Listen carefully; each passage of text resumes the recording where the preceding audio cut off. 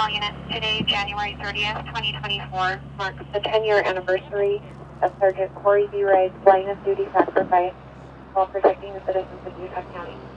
So today we're out here at this monument place for Sergeant CORY WRIDE, who 10 years ago on today's date paid the ultimate sacrifice in law enforcement, and that's he lost his life while protecting the citizens of Eagle Mountain. CORY's legacy is one that other deputies should strive to emulate and one which will never be forgotten. I've been working with the family the last couple of years, and they just felt like there needed to be something that said what happened. So anybody that stopped along the roadway would be able to know a little bit more about Sergeant WRIDE and what happened on that day in this location. We wanted to have people know the story a little bit, and that's what they did on the memorial. It tells the story. I can't believe how much detail they got on him. And this is a place that truly honors him and tells his story. I mean, you drive past this, you can see, like, this is a real person. He had a real family. He has a real story. And if people want to take a stop and read it and learn about it, they can maybe take a pause and realize that, like people care. Yeah. But it's beautiful, and I'm so grateful to all the people that came together to make this happen and make it a safe place for people to come and remember him. If it were an opportunity to exchange roles that day with somebody else, there's no way he would have gone for it. There's no way that he would have wanted anybody else to die that day, and if it had to be him, he wouldn't have changed it. That's just who he was.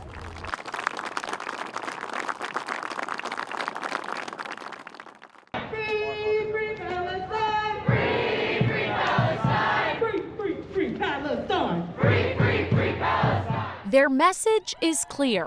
Viva, viva Palestina! Viva, viva Palestina! These few hundred students, faculty, and community members started at the steps of the University of Utah's President's Building, rallying for Palestine. We are at a pivotal moment where students are saying that we no longer accept what is happening, and we are calling and demanding universities to divest and cut all ties from Israel. They marched, sharing these demands with the university. From the river to the sea, Palestine will be free! Palestine will be free! They made their way to the field where they pitched tents, stood arm in arm, and together they prayed. They tell us they plan to stay until the university agrees to their demands. Are you planning to be here that long? We're staying as long as we can. In the past 14 years, no, I haven't seen this. In the past 14 years, no, such thing. It's a national moment, so I think our university, our students are participating in that. With hundreds of people there, police are on high alert. We make sure we have extra staffing on hand. We're here to preserve the peace and safety of the campus, but we're also here to protect people's First Amendment rights. They say they're hoping to make change in a peaceful way.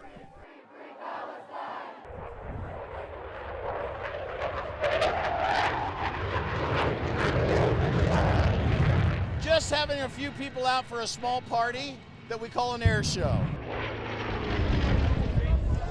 So this air show is one of the largest air shows in Western United States. We expect several 100,000 people over the next 2 days. It's about 6 hours long, and it's all free.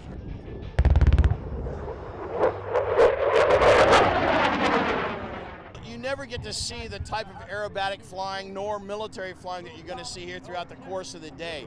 Because we have such a variety of aircraft, it's a really unique opportunity to see these planes fly. We've just been watching the show, and it's really fun.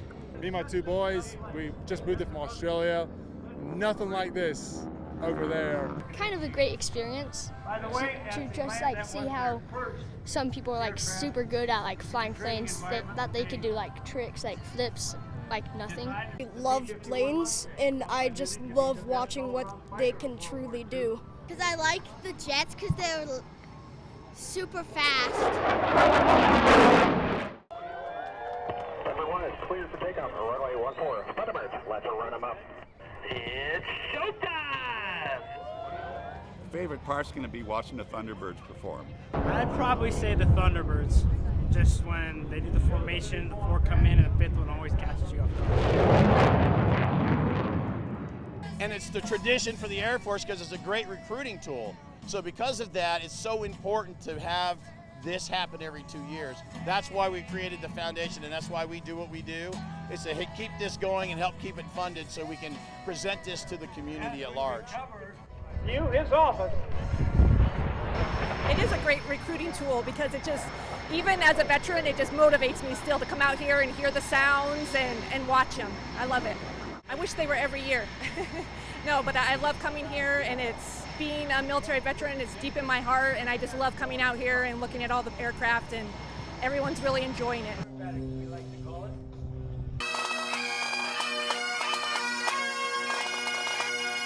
It's music that sticks with you when the pipes play, especially as Sergeant Bill Hooser's body arrived in Orem. Everyone can pass away anytime, but it's just, you don't realize that they put their lives in danger every day. It's tough. I knew.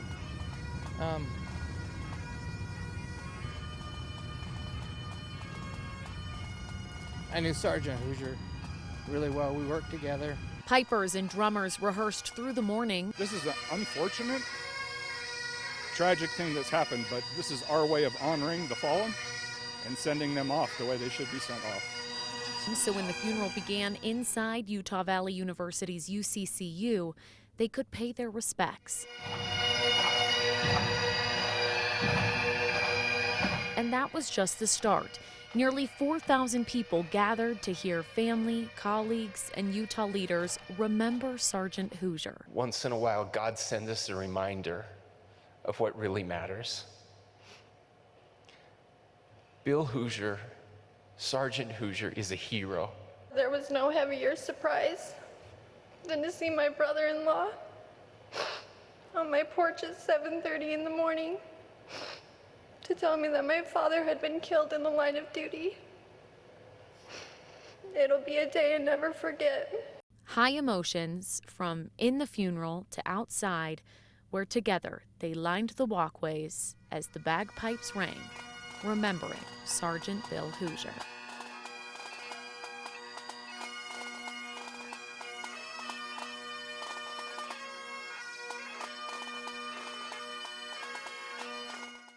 Riders ready? Watch ready. We have the National out here this weekend, pretty big racing for Utah. One straight here to come back to the line, one straight away to go. That's gonna be Rockin' Ryder Davis. This is the Great Salt Lake National. We're lucky enough to host it. I love that they have it at our local track, which is cool. Not a lot of tracks get it, so it's fun to have for sure. I think it's unique that Utah is able to have a facility that can have these types of races, because not a lot of people from Utah can travel, because most races at bigger tracks are like 10 hours plus away. So it really gives an opportunity for people to try National for the first time at their home track.